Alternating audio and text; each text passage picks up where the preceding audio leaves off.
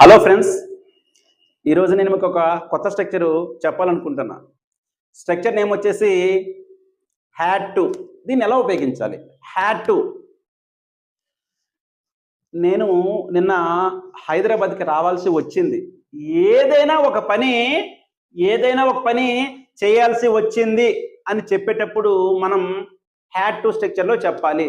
నేను నిన్న హైదరాబాద్కి రావాల్సి వచ్చింది. I had to come to Hyderabad yesterday. వాళ్ళు నిన్న జావా కోర్స్ తీసుకోవాల్సి వచ్చింది. They had to take Java course. అతడు నిన్న ఆ పని పూర్తి చేయాల్సి వచ్చింది.